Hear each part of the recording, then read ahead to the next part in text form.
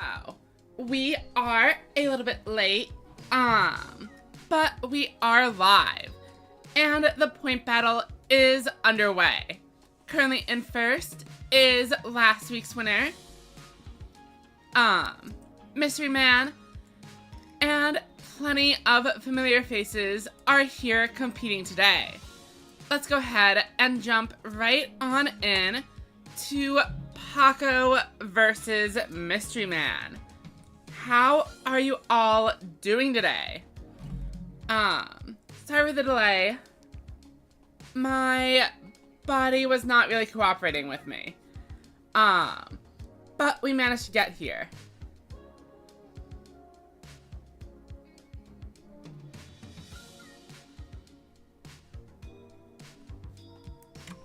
Alright, so it looks like Paco is on maximum. And so is Mystery Man. Definitely not the strongest stacks, but they are working out here. After all, if nobody is playing a meta deck, then your deck is completely fine. And we see the Vast Vulcan come down. Unfortunately, the skill only boosted up to 2500, so they are going to need a Talismanic Seal Ray in order to out the Worm Excavator. They managed to play around with Seidel by swinging with a level 10 monster. Almost didn't catch that. But we see Mighty Gaze of the Sky Emperor coming down and being reset with the Vulcan.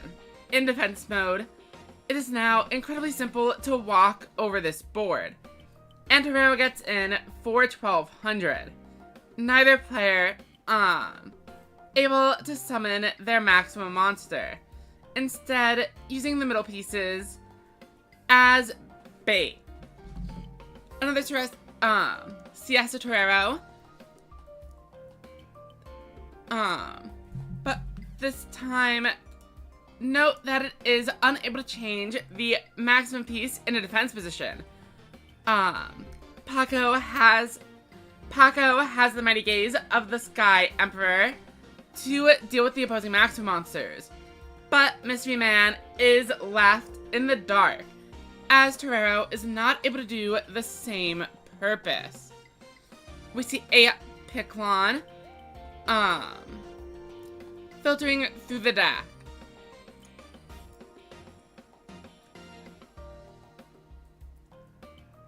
But even despite what seemed like a pretty good advantage in momentum in the match, Paco is actually a little bit lower on life points.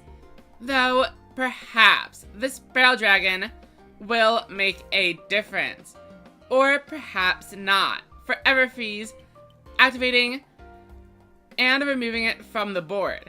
But with this, Vulcan is going to be in defense mode. And Paco is able to draw another card. Unfortunately, it doesn't look like they did manage to draw a monster. So, Paco getting in for no damage. 3 back row. But we know one of them is Mighty Gaze, rather than a trap card. Only one way to see if they are actually going to be able to win the game or not.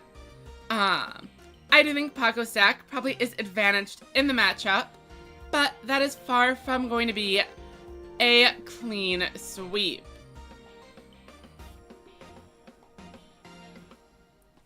And 900 attack points, not nearly strong enough. But if they play defensively, Paco is at just 8 cards left in the deck, compared to Mystery Man at 20. Could there be a way to stall this out? With the Mighty Gaze, maybe not. Not only is it able to set monsters, but also it can flip them right up. And now, Magician's Valkyria and the other face down are going to be completely exposed. Paco with a full hand of 5. Able to go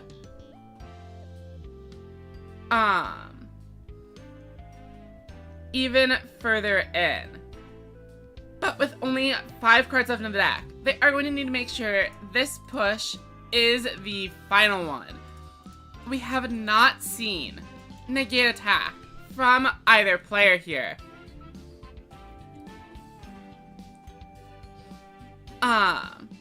And welcome, Parlor.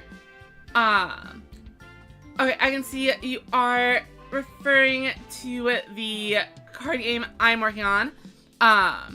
So for that, the max size is 2.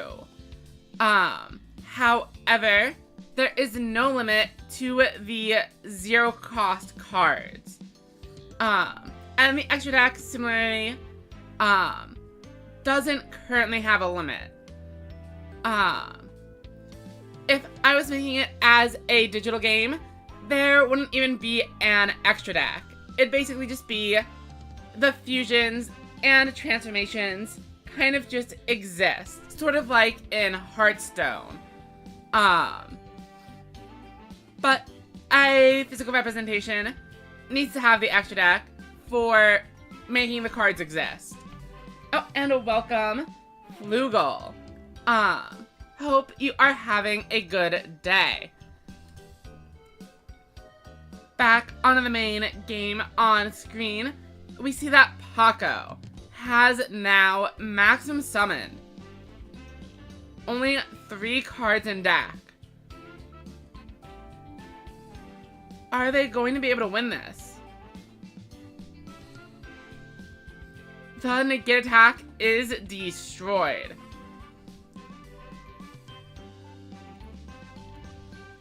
If the Magician's Valkyria is switched to attack mode, that would be 2,200 damage. Plus a little bit more as Mighty Gaze lets them draw a card. This could be it. Unless Mr. Man's final face down is able to save them here. We do see a pause, but Combustion Crisis is not enough. Parlor, that is correct.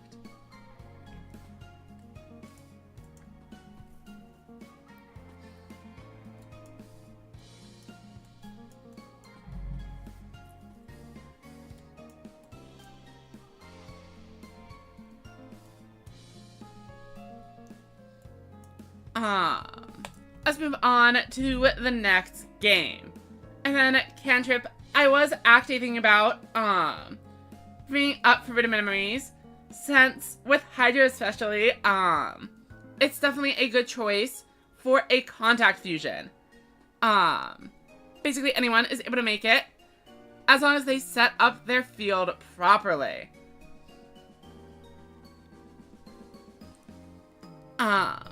Welcome, Monarchist. Things are going pretty well. You actually just, missed the first game we cast. We were a little bit late on the start of it. Saw Vulcan versus Worm Excavator. And then Cantrip, yes. I was actually a competitive Hearthstone player for a little bit. I started playing when maybe Goblins vs. Gnomes came out. The first deck I remember playing is like a really bad budget mech paladin. And then when Grand Tournament released, I built Secret Paladin and then started playing competitively. Won a few Tavern Brawls, qualified for that big championship. Didn't do all too well in it. But continued to play in more Tavern Brawls afterwards. Let me look up the set list, as I don't actually remember exactly when I stopped playing. And of course, as soon as I go get distracted, we see Giorfio summon a maximum monster but also immediately concede to the particle acceleration. The Cyber Stack, still pretty tough to beat. Next up are Joe and Soda.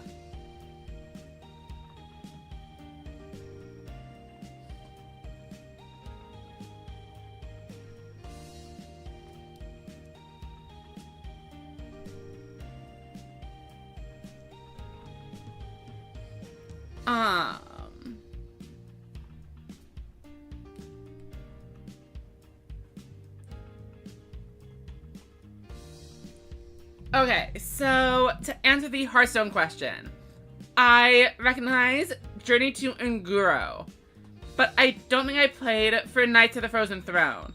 So I must have been playing until early 2017 and started in 2014.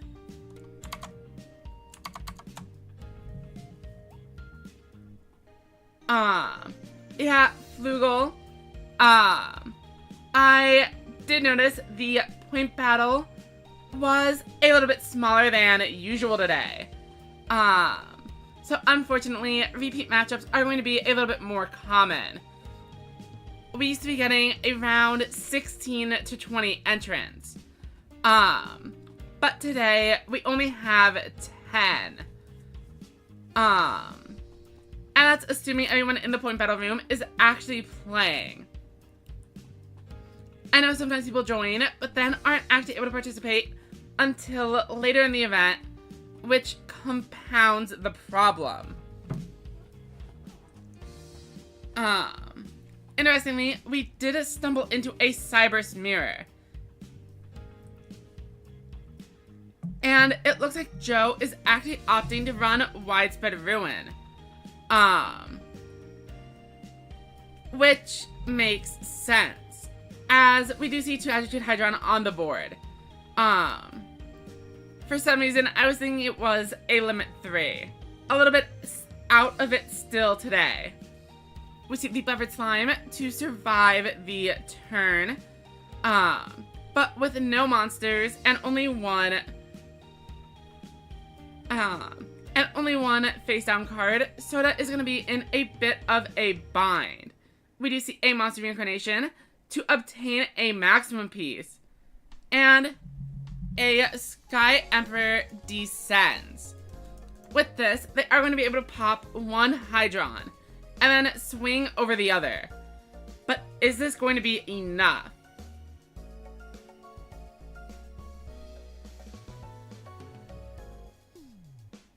They'll be able to get in for some damage, but that Yggdrago is already at 3200. Thanks to the Maximum Ragnarok skill, a Bellsec Golmani with a full board will be able to reduce it down to 23 and then crash. But Joe draws no boss monsters, and Soda makes a wonderful comeback victory.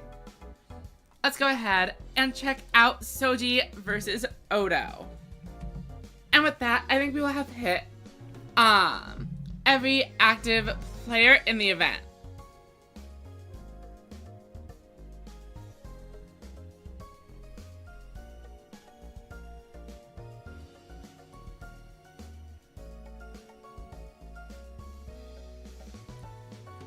And we see a maximum overload.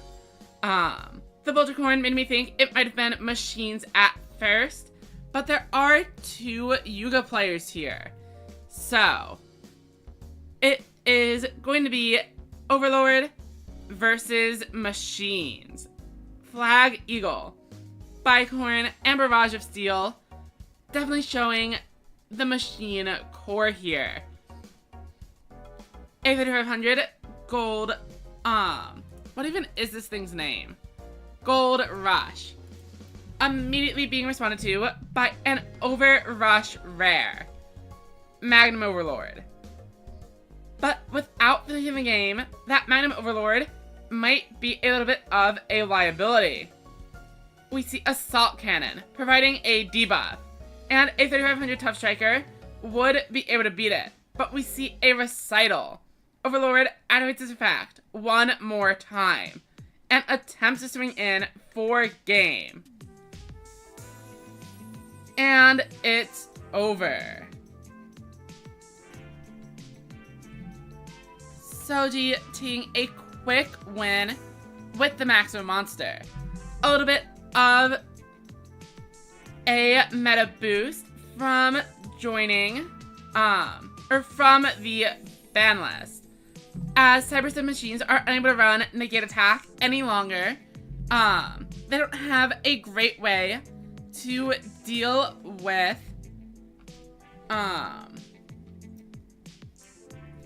an incoming 8,000 attack point monster.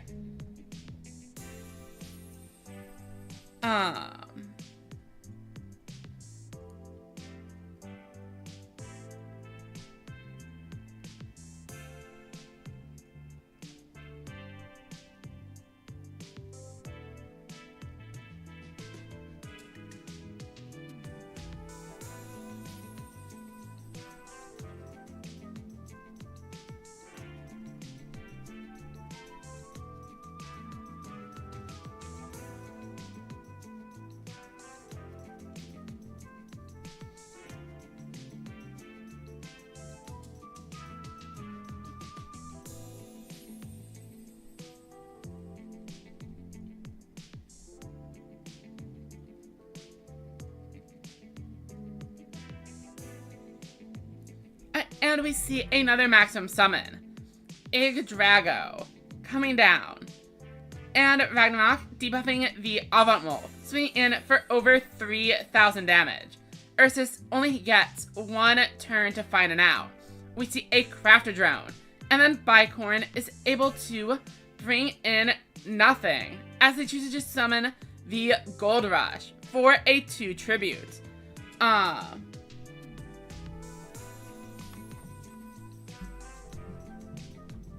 Blitzforce, I have not seen, I don't know if that's even 2 different movies or if there is some kind of crossover, but I have not seen anything in the Deadpool series. What do I think of the new skills for Rush? Do we actually have that many? I saw one for Luke, one for Roman, and then some other one I don't even remember. I thought with these skill leaks, we were going to be getting a mini box this week. But we didn't see anything, so it kind of immediately left my mind. I've heard people say the second one was okay.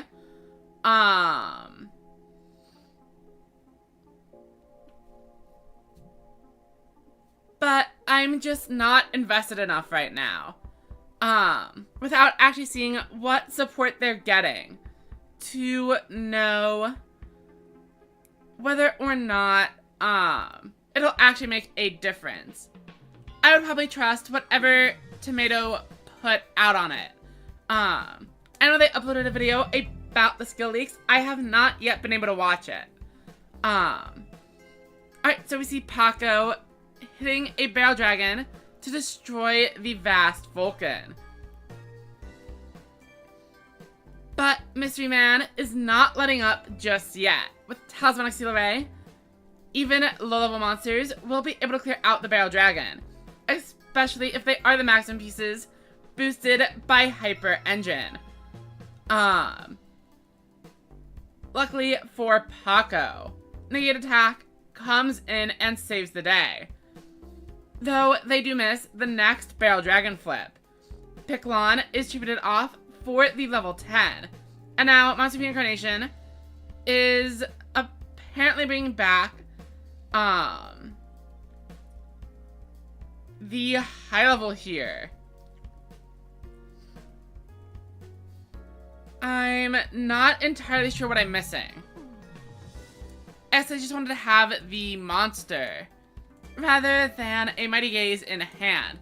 Unfortunately though, Mystery Man brings in the full maximum, and that is going to do it. Let's take a look at the standings. Soji has managed to surge into first, with Soda close behind. Mystery Man, exclusively fighting Paco, has fallen to third.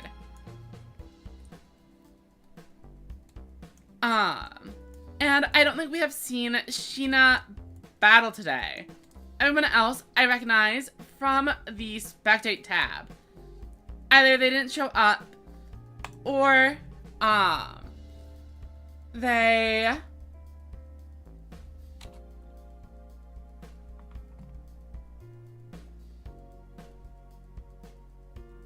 Or they played a few games and then quit out.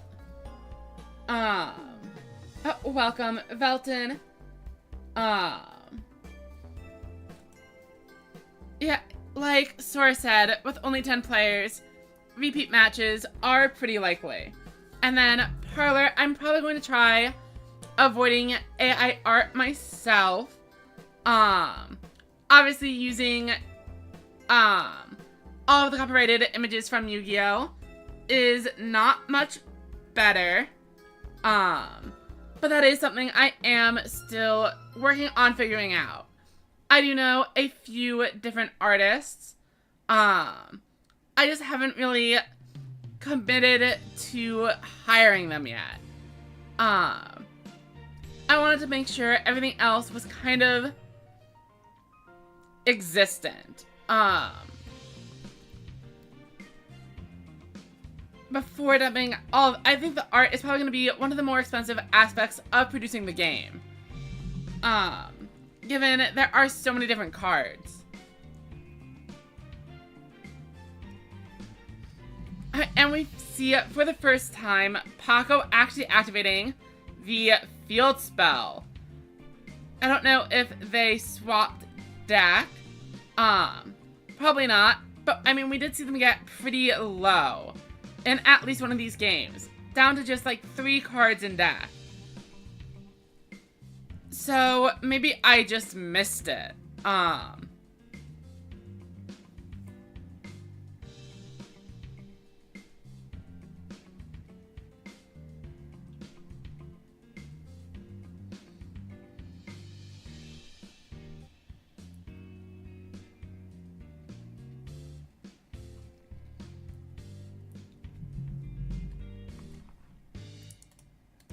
Ultimate Bond revealing a Gold Rush. A 3500 monster is coming down. Or if it's Mirror Innovator, even worse. Barrage of Steel immediately dealing with the field spell. Vulturecorn not going to be able to do anything if there are no back row. Paco does have 3 attack position monsters, but there are no monsters in hand to make use of Gold Rush's effect.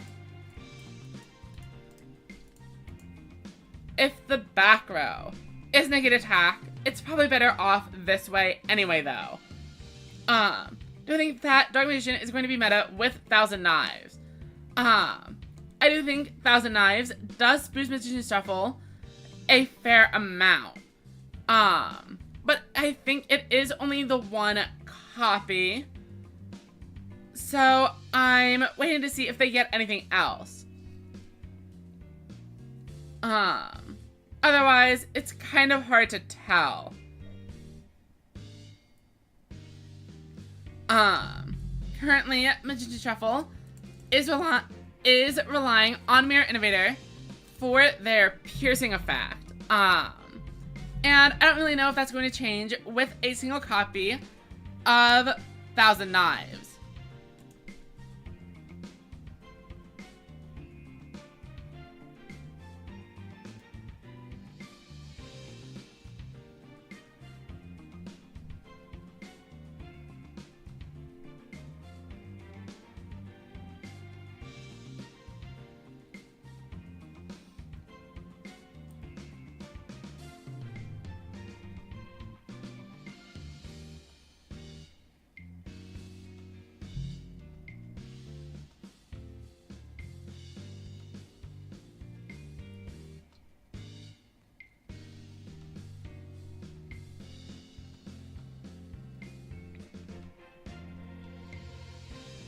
Fast Vulcan coming down and swinging right over Magnum Overlord for 3,200 damage.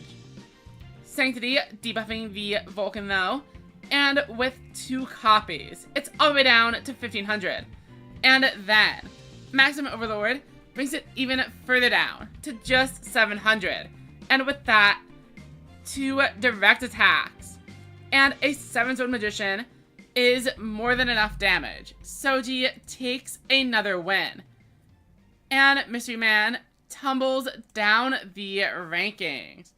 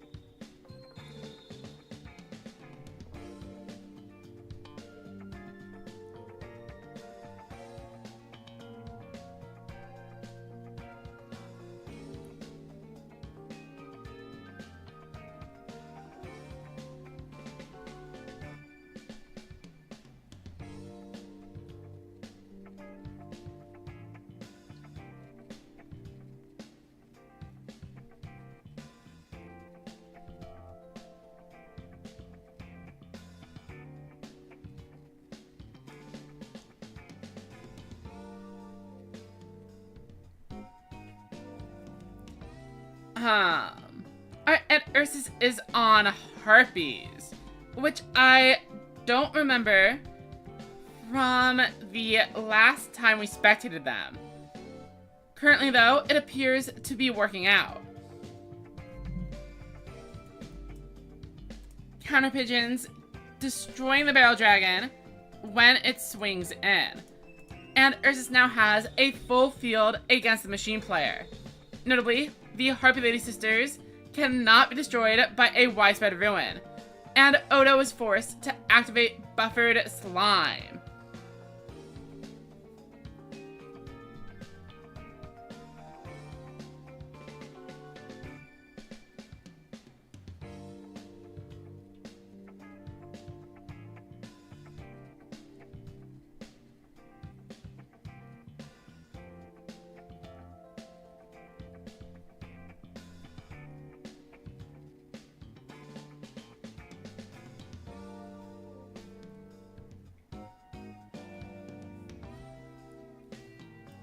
We see the Bicorn traded off for a Mirror Innovator. With no back row, Mirror Innovator can easily swing over any of these monsters. But with 3 bosses on the board, Odo has their work cut out for them. They're going to need another monster and a 2 tribute in hand in order to make a solid push. And with a board like this, the game is all but over. All Ursus needs to do is summon a single boss, and they swing in for lethal.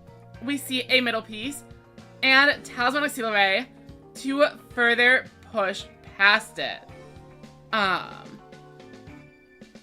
Soji says they are at a pretty high rank in the point battle room. With only 10 players, 6,400 is almost certainly enough to win it. I don't think 10 minutes is going to be enough to win 3 games of Yu-Gi-Oh! So it might be a little bit preemptive, but congratulations on the win. As this game is finishing up, let's go ahead and take a look at the leaderboard ourselves.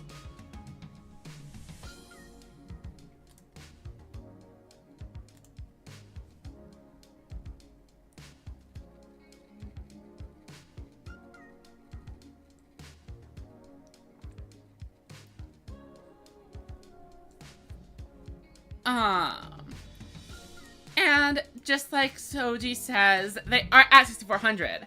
Soda at 4,000 is still a 3-game deficit. And there is simply not enough time to catch up. Unless a very crazy series of events happens. Everyone, more or less, is fighting for second place. In a strange turn of events, Mystery Man has fallen behind Paco, almost as soon as they stopped matching against each other. So we will see if either of them are able to get through past the top 4. And there is only a single battle taking place here. As you can see, the point battle room also went down to 9 members. So a couple of players have definitely stopped.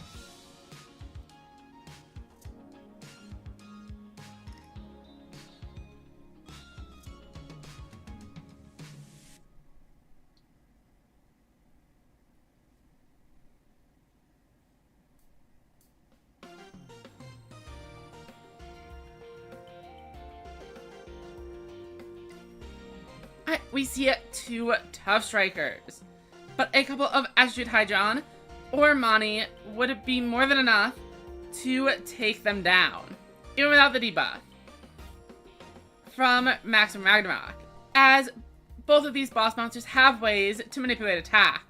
Astute Hydron number 1, activating, and drawing an additional card. Do it again, and Soda's hand has replenished. Dark Femtron, entering the board, but no face downs. A Widespread Ruin or a Widespread Ruin would have been able to save a monster, but Combustion Crisis doesn't work with Astute Hydron being a level 8 monster. Tough Strikers fall, and the machines are going to have a rough time coming back from this. There isn't any equivalent to summoning a Maximum monster to automatically win the game, like you'd get in an Overlord or in the Mirror, or even with the Vast Vulcan, which we've seen a little bit of in the point battle.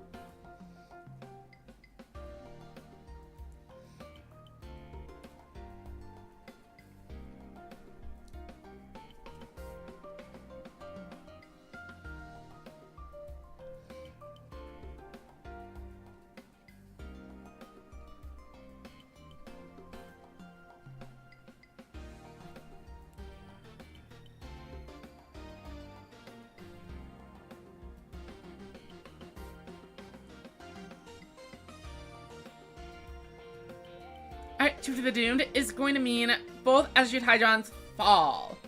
But even with a momentum shift like this, Flug is ending turn with a lone Mirror Innovator and no back row. All Soda needs to do is draw a single boss monster. Notably, they do actually need to draw a boss, as Maximum Ragnarok is only going to bring the Mirror Innovator down to 1600, meaning that their Dark Femtron and Connector Dogs aren't quite strong enough.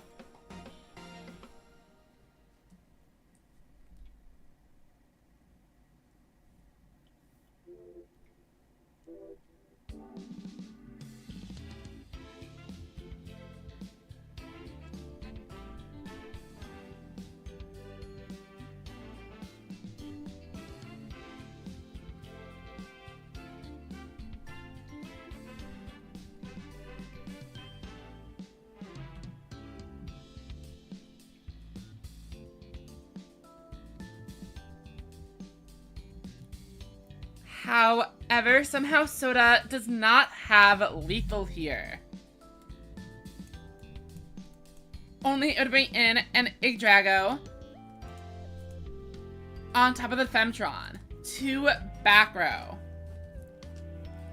Not quite enough.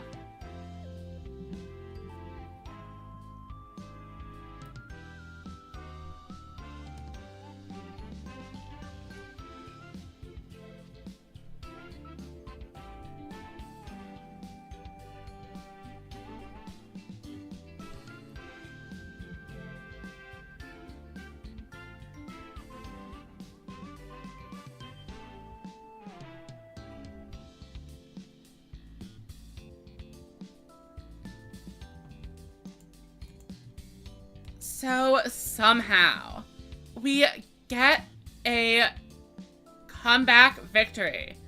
Low life points and a lone mirror innovator on board.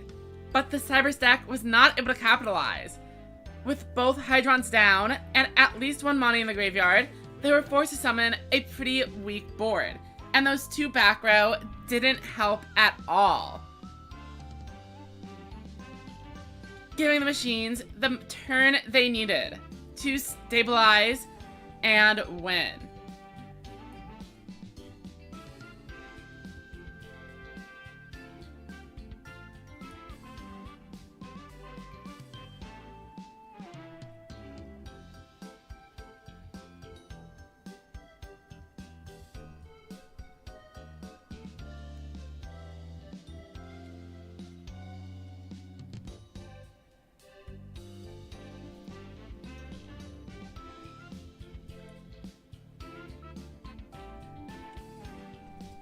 Faithbird and a Harpy Lady Sisters.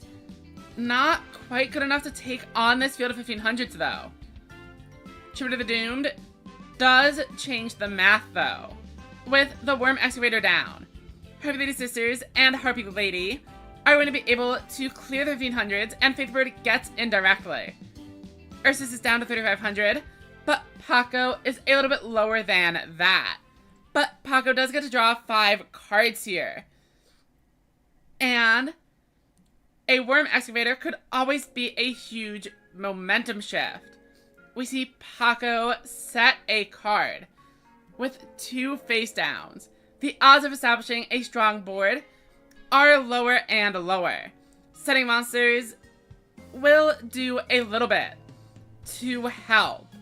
But against Hysteric Force, you are forced to play a monster in attack mode. Paco opts for Siete Torero, allowing them to clear out the Harpy Lady Sisters. But if Ursus draws another monster to replace it, it will be mostly for naught. The one upside is that the maximum pieces have been shuffled back into the deck.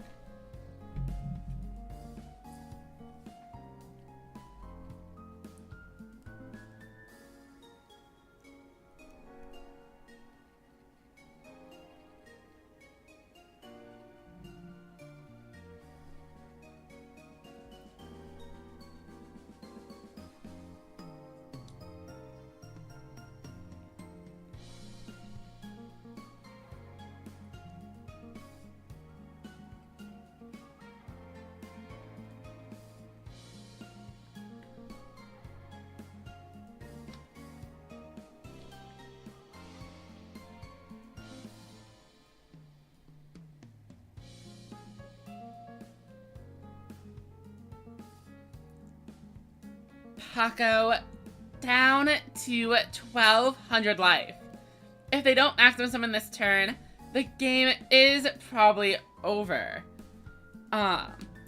So I'd say we would try to follow Ursus around a little bit more. But unfortunately, I'm pretty sure this is going to be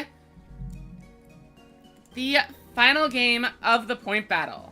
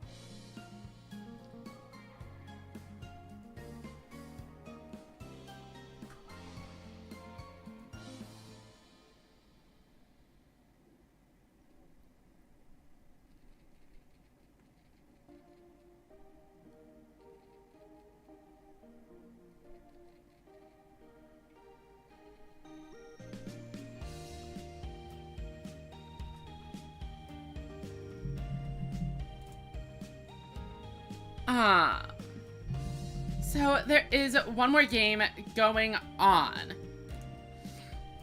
But the results are already finalized, and Soji did indeed manage to win. Quantum, I don't know when or if we are going to be getting the Seg support. But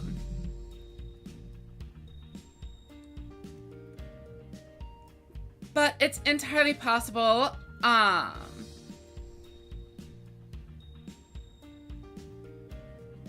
it will be enough to bring me back into the game. I really have not been playing. As you can see, I am, well, I was going to say I'm still in gold and show you, but instead it is popping up a bunch of random events. The Duel Links Classic. They have to make sure that they advertise their own game to you. So now that the point battle is over, I'm going to take a quick break and then jump into some ranked myself. We are going to be right back. I need to go grab some water.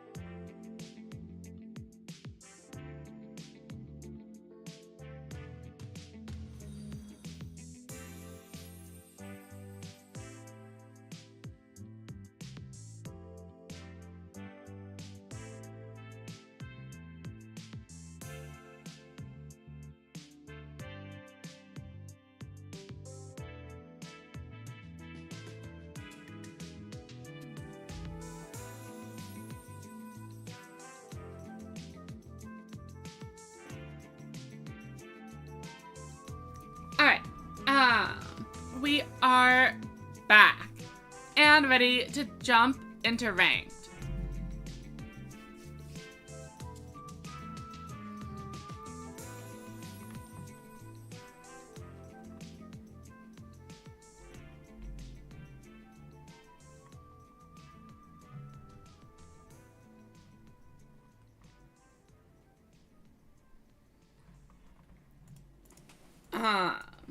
Honestly, Paco, yeah. Playing Blue Eyes might be better. I don't think Blue Eyes is good, but I have not made it a King of Games, and it is pretty much the end of the month.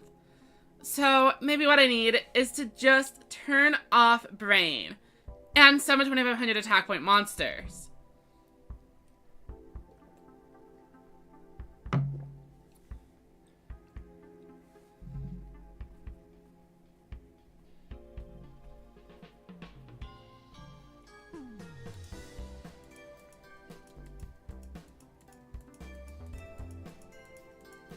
Opponent starting off with a Lone Dragius. I think that should be a good sign for us, but we can never be too certain. We're gonna go ahead and bring in our two bosses. And I actually put the Dark Femtron on the top of the deck, as the Hydron is able to mill it.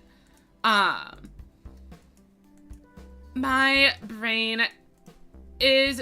Actually, no, it can't, because we only have the two monsters in the graveyard. Right. Okay. So, instead, Money is going to debuff the Dragius, and we will swing like this. My brain is basically completely fried on Yu-Gi-Oh! After the World Championship qualifier.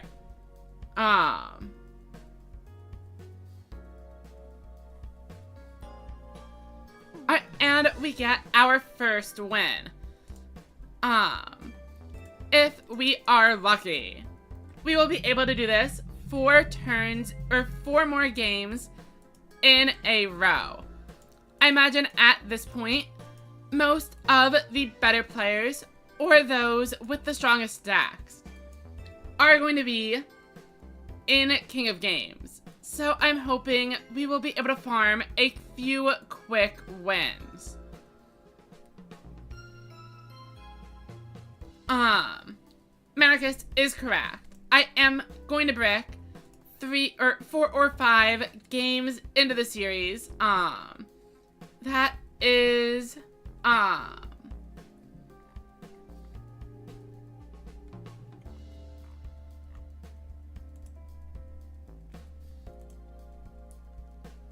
I completely forgot what I was saying.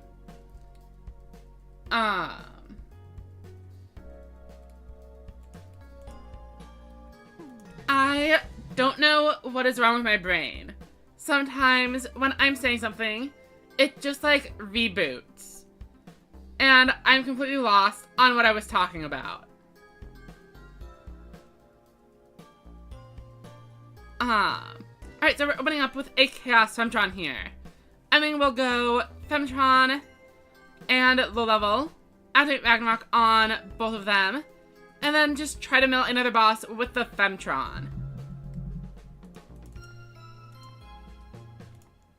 So, 1, 2, skill,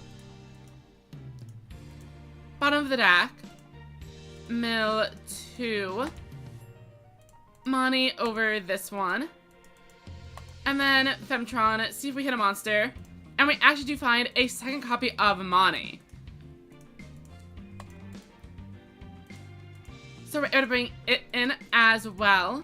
Put down the Widespread of Moon, though with them having 3 back row, I'm not very confident in this card surviving until the next turn. They apparently have a Recital face down, but we don't know what they're playing. They are on Mimi and have shown us 2 Aqua monsters, but they are also running an Archive skill. So it's tough to know for sure. As it has been quite a while since I've actually seen a Seahorse Carrier engine. Shield and Sword is a huge opening for them. I'm going to assume this is just an aggro deck running an Aqua engine. So a big Dragius coming in and representing 5,000 damage is not too unlikely.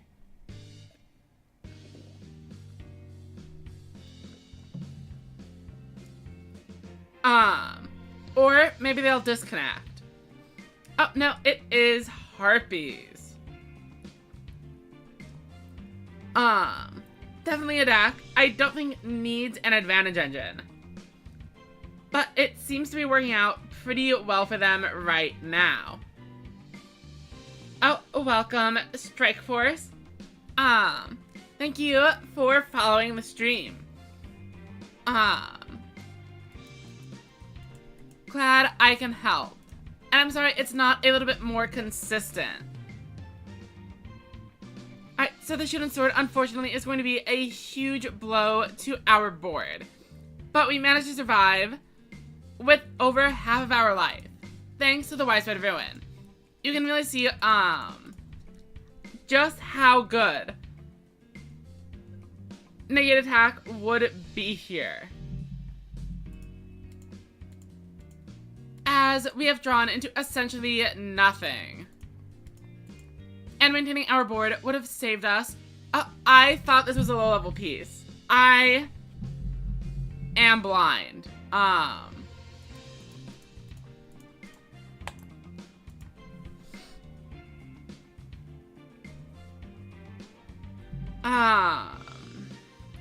don't know. I'm just really not feeling it. I feel like I should hit King of Games, but it is purely out of an obligation. I'm not really enjoying playing. I like the commentary. I like doing the point battles. It is sometimes hard for my body to cooperate with me and to get everything going. But even if I stop playing the game, I would still be hosting the tournaments. Shoto, I don't know what's going to be in the next pack, but if you mean the current one with Worm Excavator, no, it is not worth it.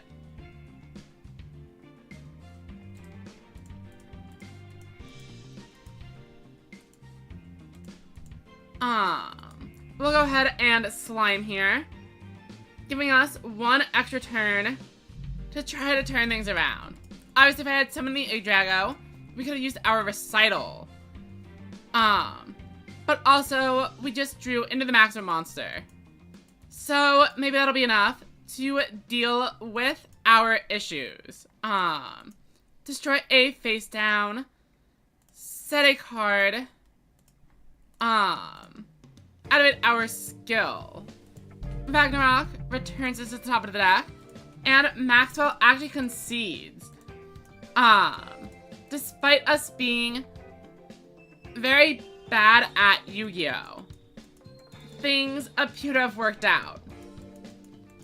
How am I doing today? It's a bit of a mixed bag. I have not made any progress on the video that I wanted to upload tomorrow. So there's probably not going to be a video this week.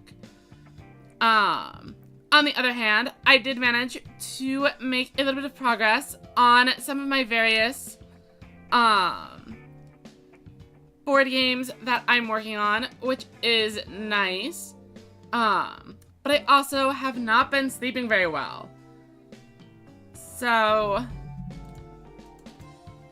hard to tell exactly how I feel currently. I want to start with a set 5.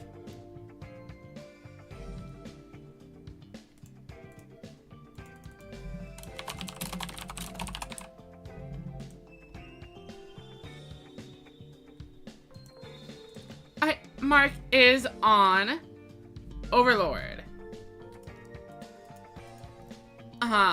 None of our trap cards are useful here. Recite only works with one monster, and Buffered Slime only works if I actually plan on taking a bunch of damage. And furthermore, neither of them are even able to activate if Overlord is the one attacking. Alright, this seems like a pretty good hand to me. We're going to start with the Chaos Femtron, and just grab the Reset Runner as an additional resource. This allows us to put another monster onto the board. Let's attribute some of the attribute normally. Then bring in our Maximum Piece and activate Maximum Ragnarok. This allows us to put the Connector Dog on top of the deck to provide a debuff and a 2-tribute monster. All while Chaos Femtron remains on board. Attitude Hydron activates first to draw us an additional card, and it is a Particle Acceleration. If we manage to hit Negate Attack off of this, it is huge. And they actually just go ahead and concede. Guessing they must not have had anything worthwhile face down. I definitely don't think I was killing them that turn. And there's always a chance they just draw into a full maximum monster. So I am pretty surprised they scooped it up that quickly.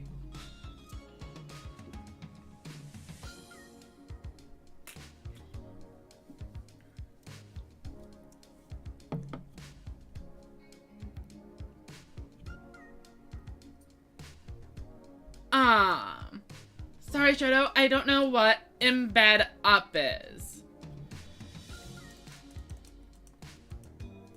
Alright, and we're up against another Yuga. It is a different player, though it would have been very funny to face the exact same player twice in a row.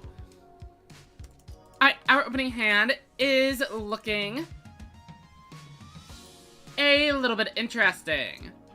We are able to bring in 2 Attitude Hydron, but it does mean giving up on our Widespread Ruin. However, I think that is worth it.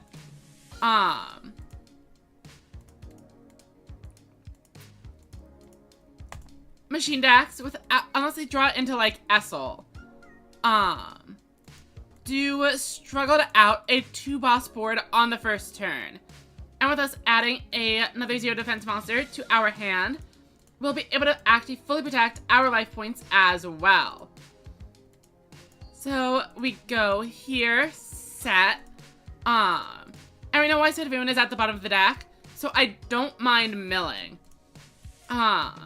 This helps, assuming our Attitude Hydron, at least one of them survives the turn.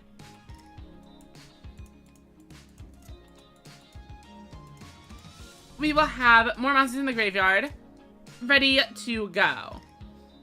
Bug is another Overlord player, and they are on the 7-Sword Magician, able to destroy one of my Attitude Hydrons.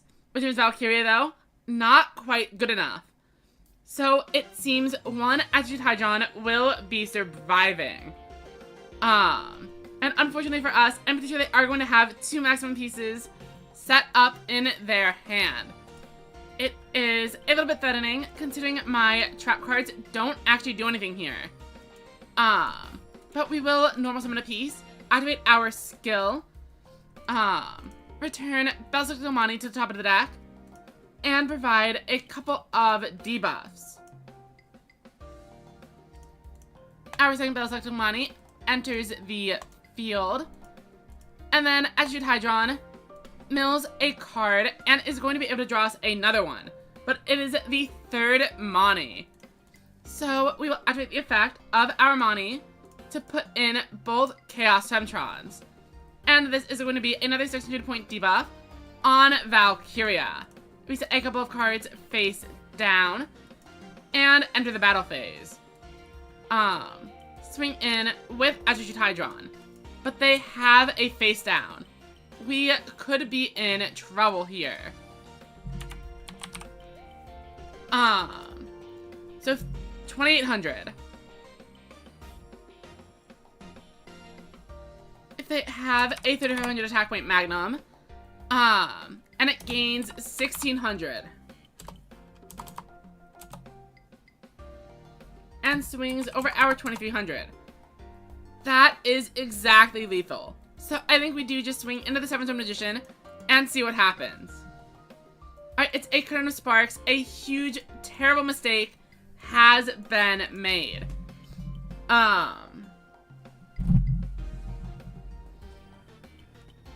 Magical Stream is going to destroy either the Buffered Slime or the Recital. I kind of was hoping to keep the Recital out of the two of them, as it forces them to go into another boss monster here.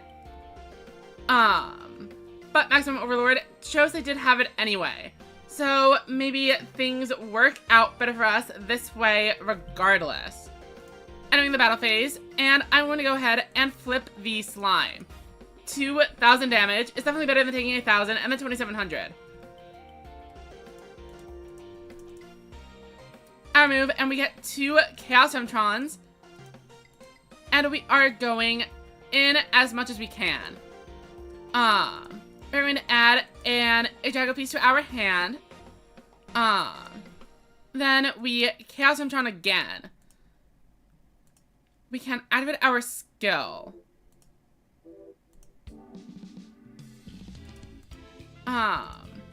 Whiffing is a little bit unfortunate there.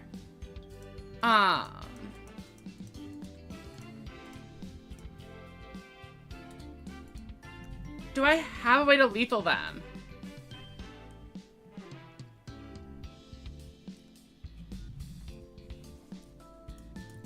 So, Bellslick Gilmani,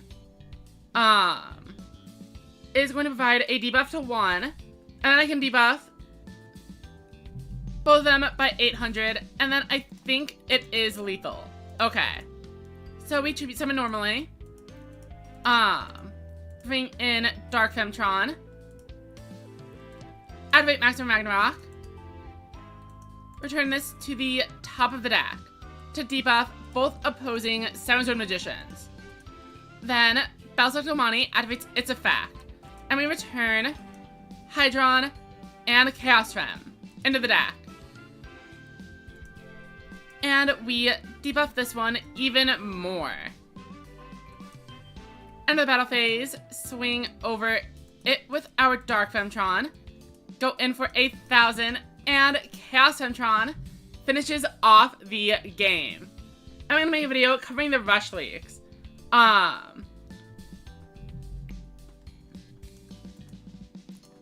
Assuming it is just the 3 skills. Probably not. If it was a box release, I would consider it. But I figure Brad and Tomato kind of already have it covered. I don't think they're going to say anything. Or I don't think I'm going to say anything they haven't already dealt with.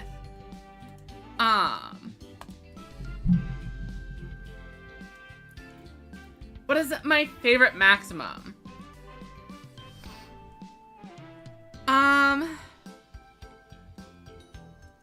I mean, probably Magnum. At least out of the ones in the game. There are better ones in the actual TCG. I played a little bit with the Sea Serpent Maximums. But the thing about those is that they are actually pretty good. Even if you don't maximum summon. As they are like the Harpies, where they have effects by default. Gonna starting off with a beautiful set 5. And it looks like they are playing an aggro deck.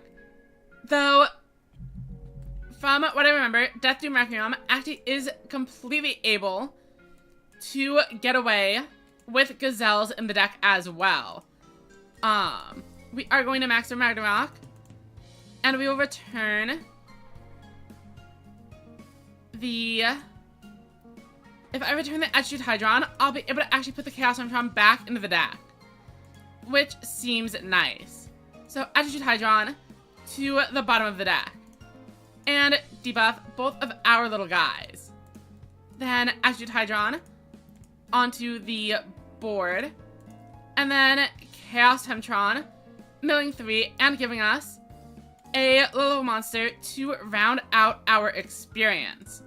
We will set it face down, Tribute Summon over the Chaos Temptron, and then we can mill with the Hydron, and then use Mani to shuffle back. If this is a Rebel player, I actually do feel pretty obligated to go for the maximum pieces.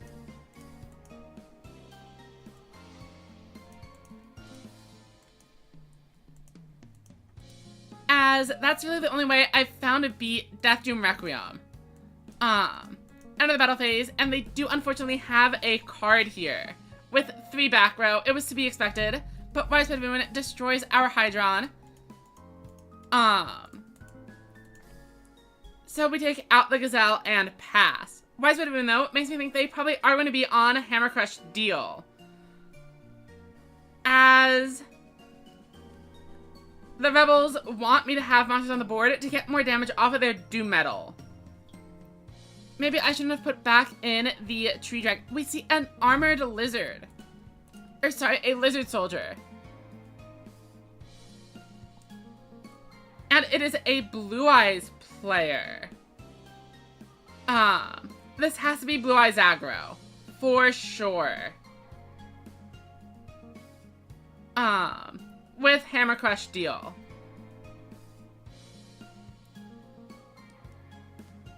Alright, so summoning the Mani instead of the second Hydron, I would say it came back to bite us, but they also could have just made this a 3,000 attack point monster. So I am a little bit confused now. We have the Chaos Temptron, but with no bosses in hand, I'm not sure I want to risk it. We're just going to go ahead and set 3. Though, I guess a boss monster or even the head of Yggdrago would have gotten us a long, or would have gone a long way. Maybe this was a misplay.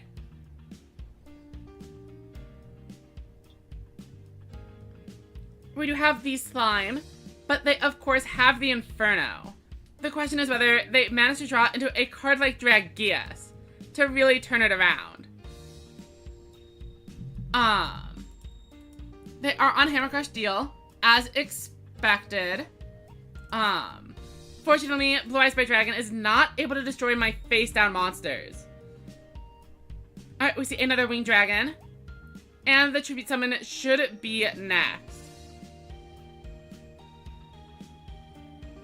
And there it is, the one and only Blue Eyes White Dragon. And a Dragonite to round out the board. As Vanagra says, we are probably going to be losing to this free-to-play Blue Eyes player, as long as they're able to stop our attacks at all. Fright Dragon with a Blue Eyes actually set up is incredibly threatening. Alright, let's draw 3 and see what we would have gotten off of the Chaos Temptron. We would have gotten absolutely nothing.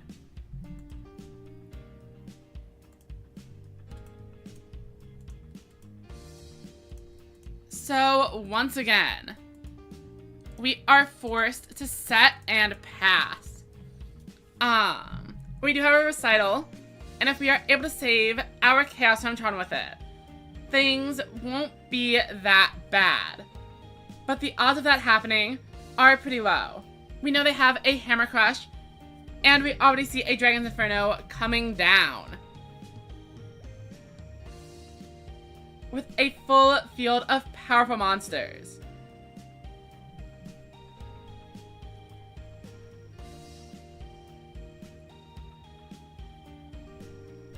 And more back row to replace it, our entire field is once again blowing up.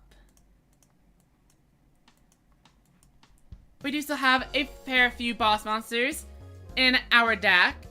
But now we start running into the issue of potentially bricking. Let's go ahead, bring in the Chaos Femtron, as I think we need to make a play, but we actually entirely whiff.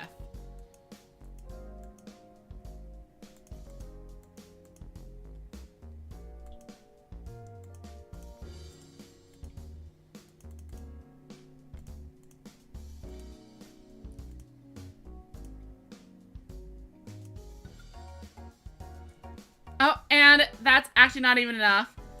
I'm just gonna give it to them.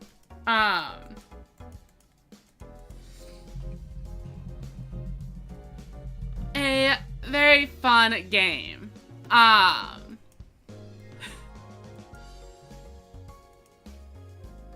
Lizard Soldier, free to play.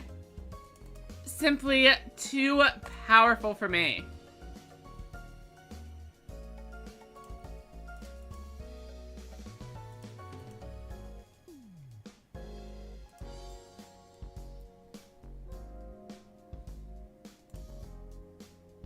So here you have it. This is what peak gameplay looks like. Obviously, if I wanted to hit King of Games, this is what I need to be running.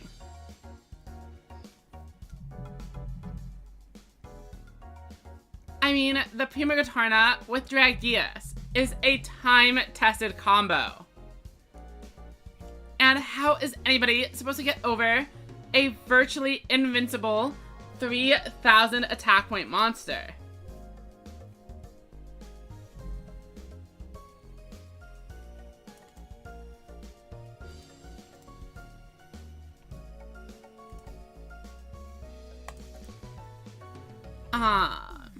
I am considering calling it a day there. We got to our rank up game, and then we failed.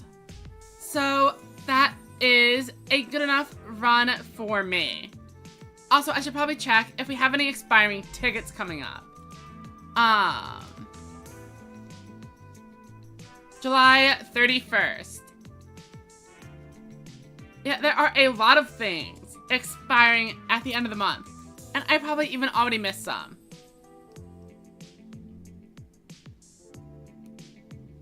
And Manarchist, I think it is quite respectable to call it a day on the strongest player of all time. That said, I don't necessarily want to end the stream just yet. As I kind of wanted to wait until we get to the other tournament starting, which is in about an hour and a half.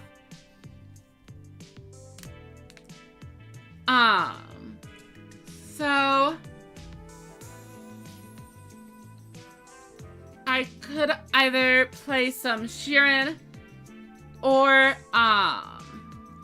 go and work on the Heart Gold ROM hack and kind of like share the thought process with all of you. Now, Paco, I'm probably not going to play in the tournament, but I was planning on raiding the channel when it started.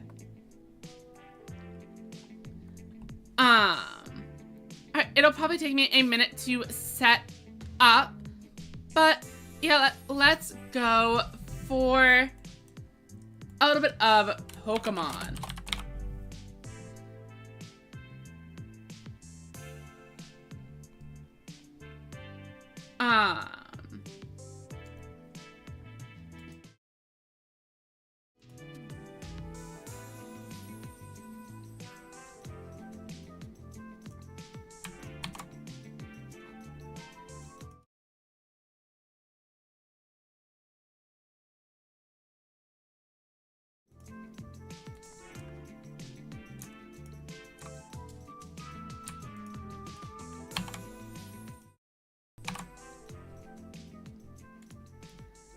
And then I need to add in a capture source for, I guess the,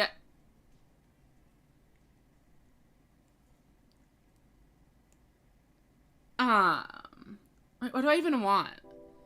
A window capture.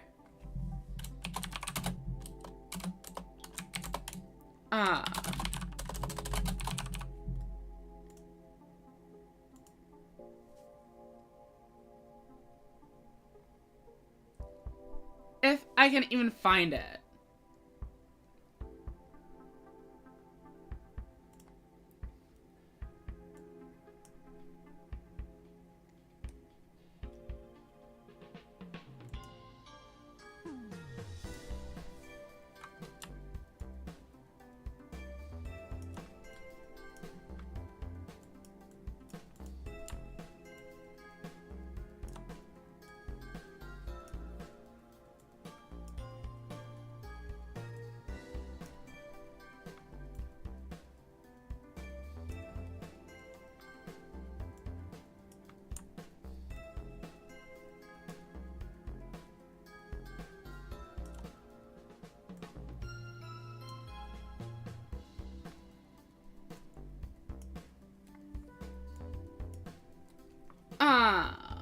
Okay, this isn't a perfect setup or anything.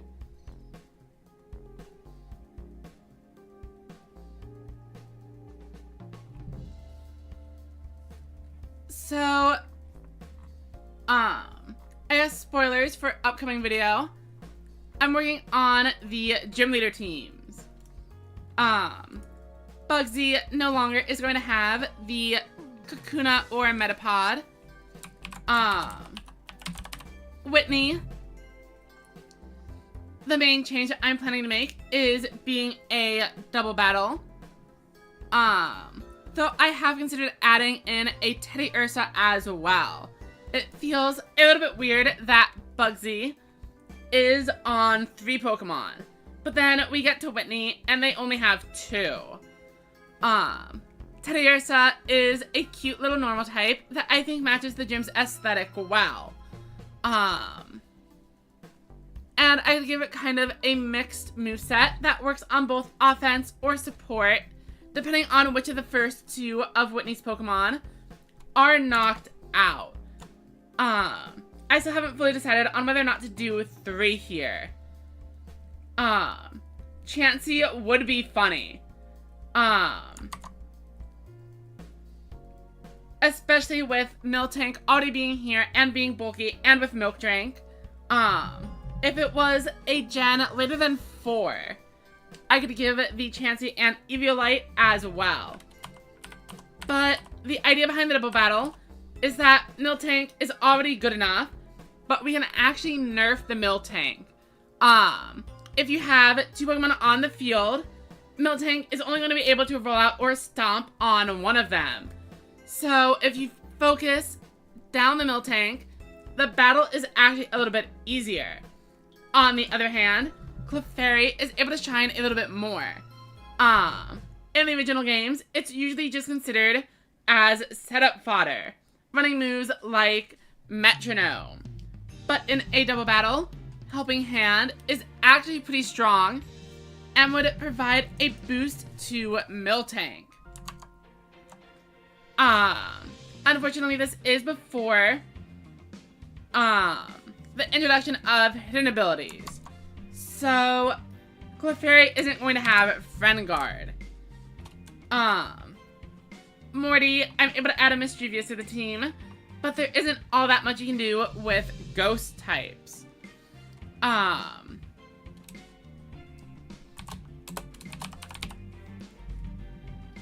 main gym leader that I'm not really sure what to do with is Chalk.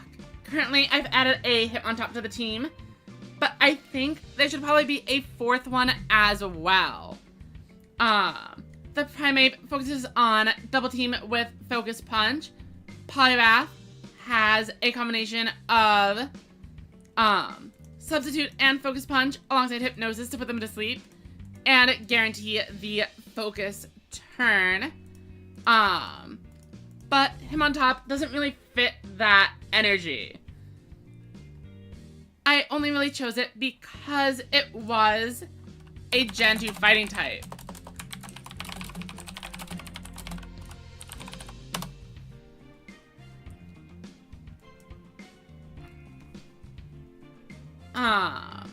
I gotta add in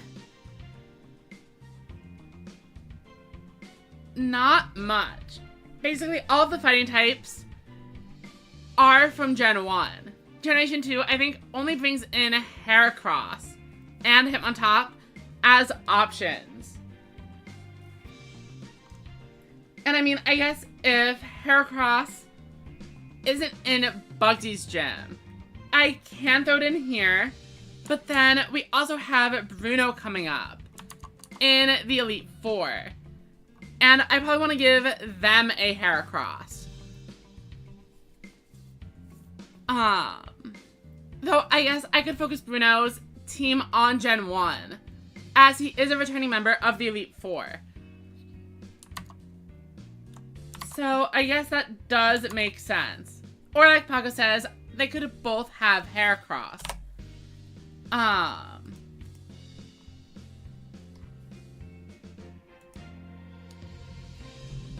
But again, this also is diluting Chuck's kind of identity as a Focus Punch user, as it's not a move that Heracross learns either, I think. I mean, I guess it does have hands, but no, it learns Focus Blast instead. Well, that's not even the right generation. Oh, okay, it does actually learn Focus Punch. So we will go for it.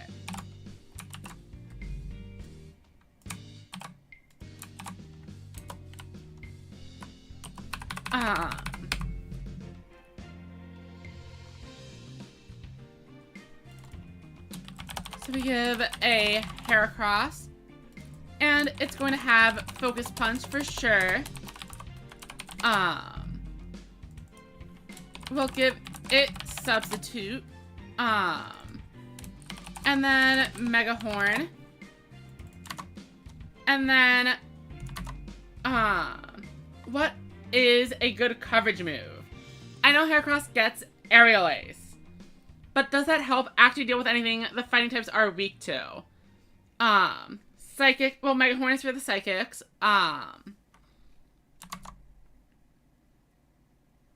I could also give it something like Night Slash. Or Reversal. Oh wait, you know what? I'm just gonna give it Strength. Chuck has a Strength puzzle in the original gym. I don't remember if it stays in the remakes, but it makes sense to have something with Strength on the team. And then we can have a Sub Focus Punch, an Evasion Focus Punch, and a Sleep Focus Punch, freeing up Poliwrath to use Ice Punch as coverage for Grass.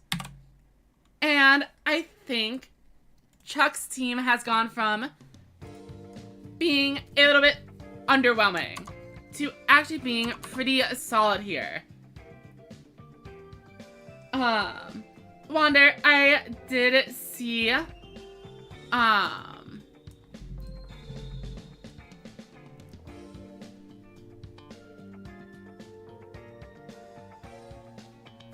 that they leaked, that they are working on it, but I didn't see if there was anything like a release date coming in.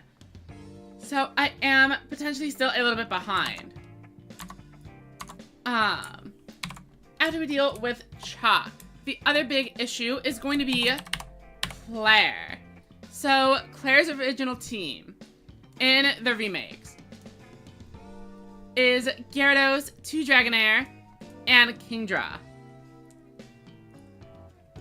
And the issue I have is that I really don't see anything to add to this.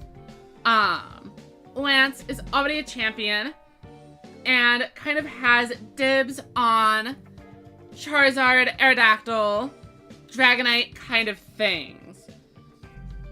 And Claire already has both Gyarados and Kingdra as water types, so I don't really want to add a Seadra. But if we are working with only the first 2 generations, what other dragon-like monsters are even available to be added? I'd like Claire to have a 5th Pokemon, but I have no idea what it should be. I mean, obviously, preferably, it's a Gen 2 Pokemon, but there really aren't all that many options, especially for banning water types. Something like Feraligatr is kind of menacing, but it's also not really a dragon.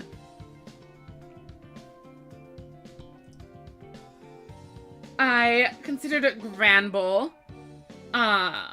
or maybe something like Ampharos or Exeggutor, as a reference to how they get a dragon typing in a future generation.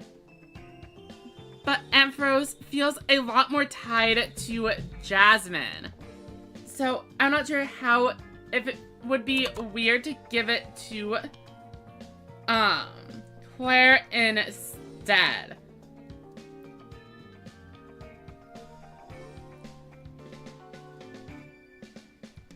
Yeah, and Lapis, Vaporeon, and Suicune are all dragon types. I did actually consider Raikou. Raikou, I think, is... Or Entei. But I think in the Gen 2 games, there are really only supposed to be one of them. Obviously, they are minor legendaries, and plenty of things like Entei exist now. But the initial Johto lore was kind of that these are 3 very specific Pokemon being created by Ho-Oh. Though, I think it would be funny if we just straight up gave Claire the Ampharos from the Lighthouse. In order to battle the final gym leader, you do need to heal up Amphi. Obviously Jasmine is the one who looks after it. But if it was just secretly Claire's Pokemon the whole time, and Jasmine cares for it because they live closer, I think it would be funny. So that is what I'm leaning towards.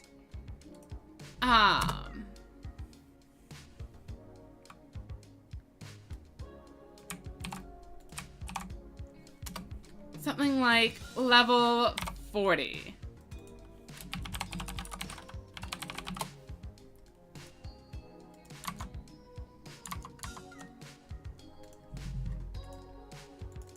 And then, what moves do we give it? Does it actually have any dragon-type attacks? In Gen 4, it does learn Outrage. So, that's how we get it tied into the gym. Move, Outrage.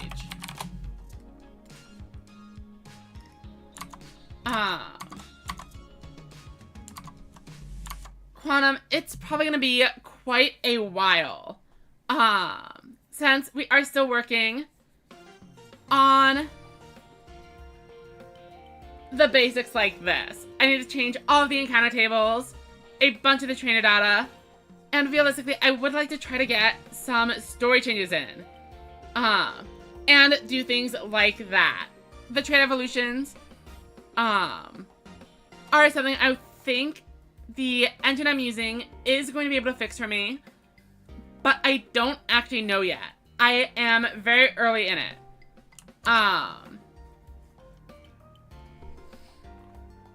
So, what else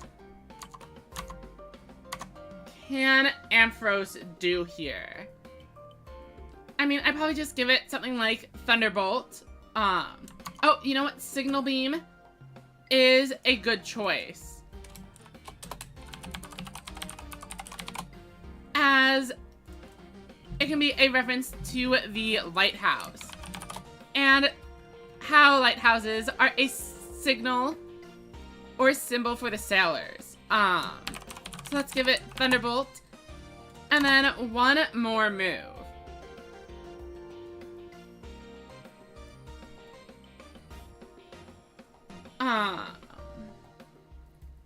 I mean, Charge Beam is fine, but I am leaning towards some form of coverage move. I mean, I could just do a Hyper Beam, since Lance likes to spam Hyper Beam, and they are from the same dragon clan. I actually really like this moveset. And that is all 8 gym leaders accounted for. I mean, I did actually consider Flash as well. It's just such a bad move. But it does fit, especially if this is supposed to be the Lighthouse Ampharos.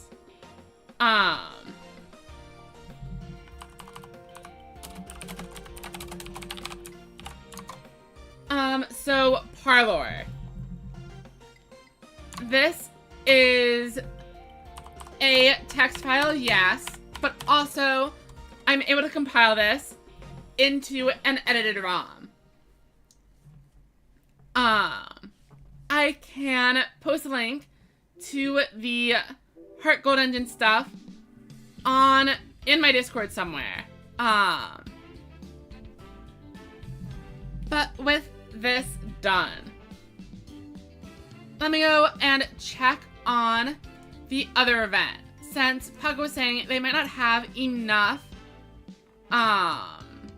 players to actually run it.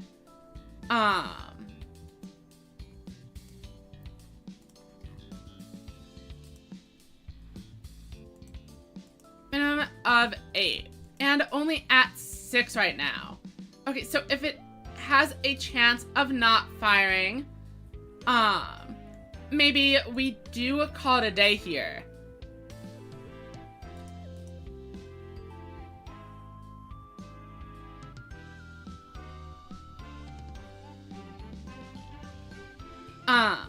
Actually, Quantum, as this is Heart Gold, starting in Generation 4, Flash does have 100% accuracy. So we don't need to worry about that. Oh, and Pago says somebody submitted a speed deck list. Alright, so here's how it'll go. I think we are gonna log off for now. And then if we get to 7 players, I will go ahead and enter that tournament as well, just so it's able to actually start. And maybe I'll actually be able to get some work done, or somehow miraculously go from 0 to a fully edited video by tomorrow. But don't hold your breath. Before we head out, I should take a quick look over on Twitch and see if anybody else is playing Rush.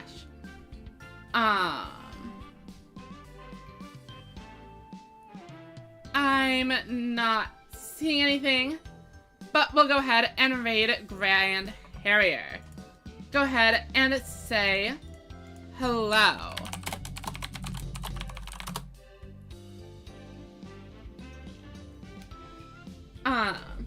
Thank you to everybody who joined in for the point battle, and for letting me think through a couple of these gym leader teams.